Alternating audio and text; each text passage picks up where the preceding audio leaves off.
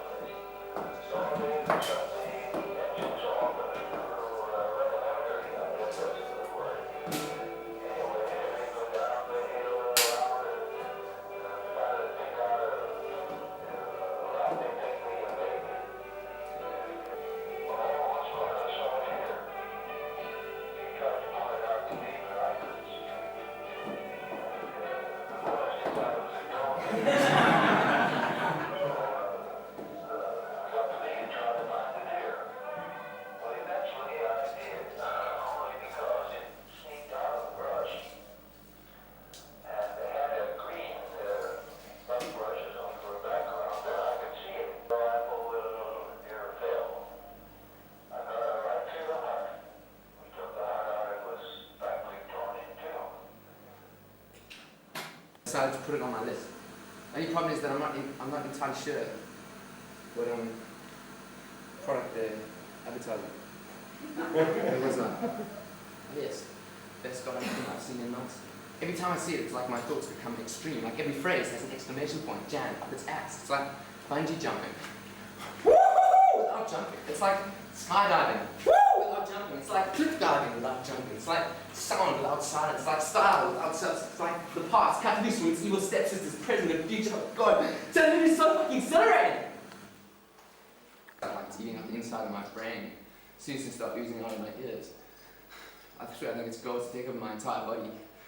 And I know how the system works. They'll dress it up like a documentary on the real lives of 20-somethings and parasites, you know, something like, watch closely as we take one human and one live, glistening, foamy parasite and have them share an apartment for 6 months. Of course, I'll get screwed with royalties and slandered by TV's cutting-edge rock video style. That'll make me a deep, sensitive, congenial, athletic, nice, friendly, intelligent man. I appear more like a whiskey-guzzling serial rapist who sleeps in a box and spends 2 hours talking to himself every morning before getting up. And then Nadia enters the room, killing my ecstasy with her innocence. She thinks I'm thinking about her, and she keeps sneaking glances in my direction in an attempt to communicate to me that my silence arouses her curiosity. But does it interest her because she thinks I'm thinking about her, or is she truly concerned about what goes on in my heart? And I'm not going to let her off. So I clench my face into a grimace that I'd always pictured on the face of Beethoven as he composed his great symphonies. Nadia was riveted. Oh, here's that commercial again. I don't know what to do. I really want to watch this commercial, but if I stop my charade just long enough to watch it, my cover's going to be blown completely, but I must watch this commercial. So I snap my head up and stare at the TV, my eyes go blank. My lips part ever so slightly. Nadia's looking at me now, but I'm completely unaware of her existence. Mike, are you okay? Heidi asks, with the usual dollop of concern. Can you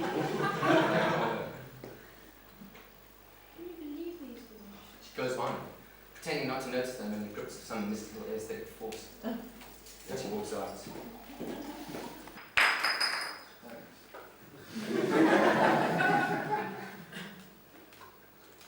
are you thinking? Why don't you want to tell me? Is it like personal or something?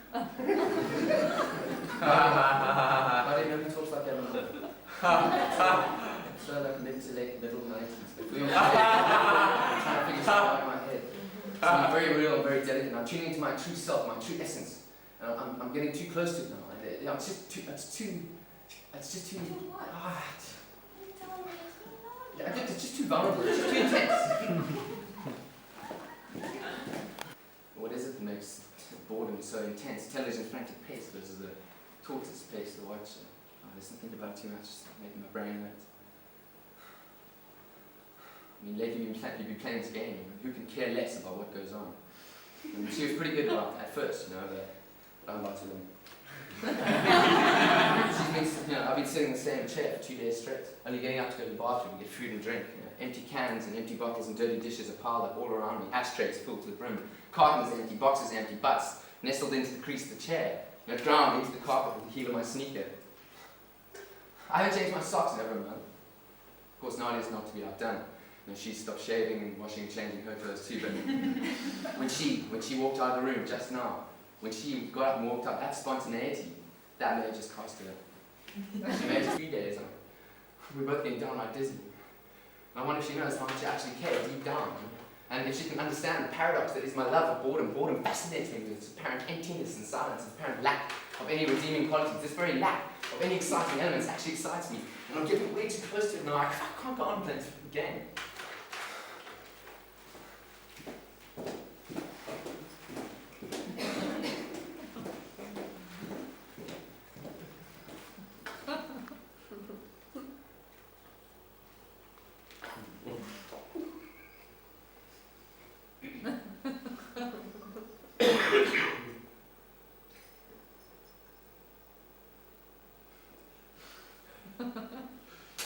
What?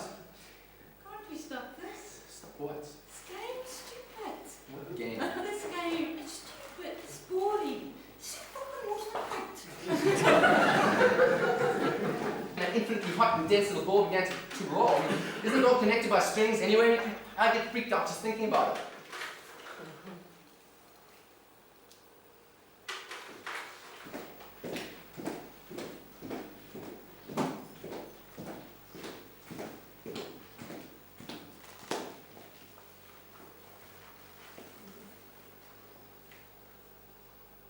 Oprah's on next. Do you want to watch? Is she? I'm going for that kind of thing. Yourself included? No, not me. For me, a hairy chest, it's like a fat man with his ass hanging out of his pants. It really turns me off. See? What I see is you sitting there feeling sorry for yourself. I mean, come on, she hasn't ditched you yet, has she? Well, who knows? It could be an email from Jenny Wake. Not depending on the male cock, occasionally getting down on all fours. All four, sir. All fours so that you can slap your hairy ass. I assume your ass is hairy, or is it just your chest? No, that's true. Don't you remember? I've never seen your ass. Hold on, what about the time we went swimming? I never went swimming with you. You sure? Yes.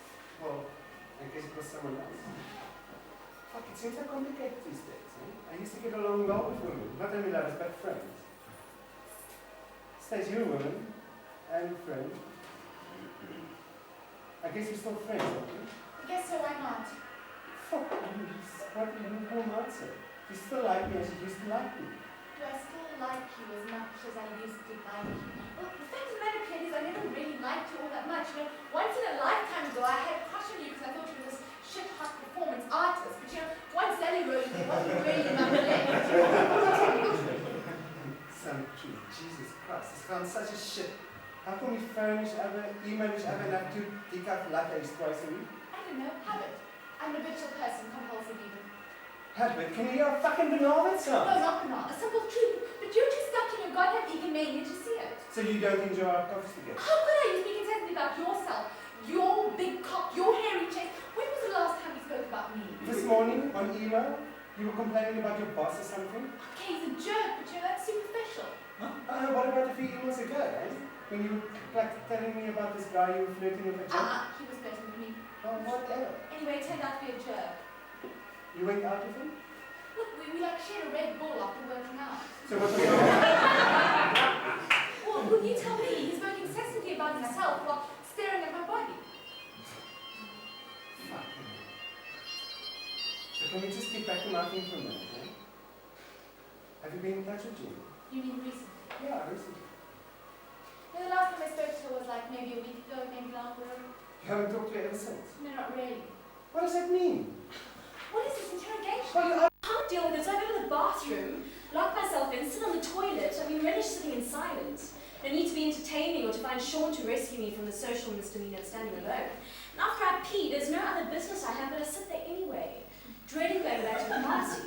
You know, I figure I can sit there for about 15 minutes without causing social discomfort. I always try to Wi-Fi. Wi-Fi? It seems a polite thing to do. There's a polite amount of time to spend in the bathroom at parties. There's a polite amount of time to do everything in 2 minutes. Then you still have 3 minutes to fix your hair and makeup. You know, 5 is a polite amount of time. I mean, if you stay there for 7 minutes, well then people are going to start to think you're up to something. And 15 minutes, well then they're going to know you're up to something. So what did you do in there for 15 minutes? Oh, come on, for 15 minutes, that's a long time to sit on the toilet. You must have gotten up to something. Well, I was sort of thinking. Uh-huh. I was looking at my underwear. I started to wonder why Sean doesn't take my used underwear to work every morning. He used to do that. I should have turned him on. Once or twice a day. You know, I was just imagining like stuffed in his stationery drawer at work. Or shredded, maybe. But then do the paper shredder. Or you put them on top of the phone so machine for somebody else to buy it. Or maybe The receptionist. Just strip down and put them on.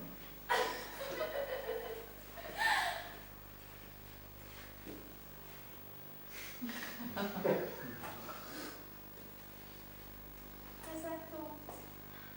Turn on. I play a game with myself.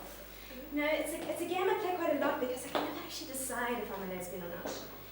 And in the game, I imagine myself making love to various party dwellers, male and female. And which do you prefer? The woman. And I always end up having better fantasies about the woman. The curves just seem so soft to my cheek at first.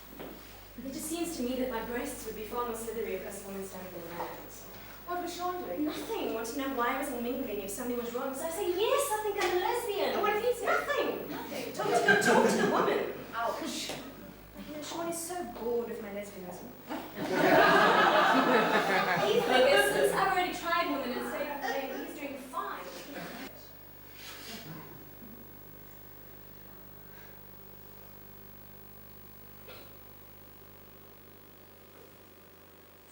Man, I've always smirked precisely. It's such an obvious thing. I mean, do you really want to have an obvious fantasy? No, I guess not. Exactly, of course not. Where was I? I'm standing against the wall giving you. Yeah, that's right. Standing against the wall, giving me the look. Yeah. So you walk over to the bar. As you pass him, and he's not smoking. Yeah? As you pass him, you reach out his hand, brushes back against your leg. Nothing like it, just quite subtle. Yeah. Yeah. So then you sidle over to him at the bar. No way. Yeah, you just come on. I would never do something like that. Oh, it's just a fantasy, man. But still, it's not my style. Oh, okay. So what's your style? I would go to the bar and return the look. Okay, you go to the bar and you return the look. Yeah. Okay, you order a drink. Next thing you know, he's right next to you, standing close. So close you can feel the heat of his body. He's that close. And suddenly you feel like a finger on the back of your spine. And he starts running a finger down your spine. And it gets to the back of your belt here. And then it just plunges through. He starts running circles around your ass. No. He does. You feel his fingers biting into your ass. But his other hand goes into his mouth. He's moistening his fingertips. No, wait. We're over at the bar, okay? Yeah, there's a hand to your ass. Fuck that, you know. Whose fantasy is mine or yours? It's yours. I mean, that's great. Okay, fine, cool, fine. So then what happens? Is that it? What happens next then? Oh, well, it's your fantasy, so you've actually got to decide, yeah? Well, fuck. Okay, we're at the bar sipping drinks, okay? Yeah. So then he asked me, so what brings you to this place? And I'm like, hey, I'm looking for fantasies. You looking for fantasies? Yeah, I'm looking for fantasies. So he touched my face, and suddenly he gives me a kiss. It's fucking audacious of him to suddenly kiss me in this place. But there's something quite erotic about a strong man touching your face. It's quite nice. So we decided to go to his house, get into his car, nice BMW, and we drive. As we drive, we don't talk at all, no talking. So we get to his house, get into his house, and he makes me drink. As he gives me this drink, like suddenly, boom, it's a kiss. He says, you looking for fantasies? And I'm like, yes! For fantasies. He said, you sure you're looking for fantasies? And I'm like, yes! I'm sure, I want fantasies. But as I realized, it's like, that's a burns, okay, I don't want to end up in hospital or something. And it just happens over my plan. So that's quite cool. So you want to be in charge. Then stick to your own fantasies, and I'll drive you home.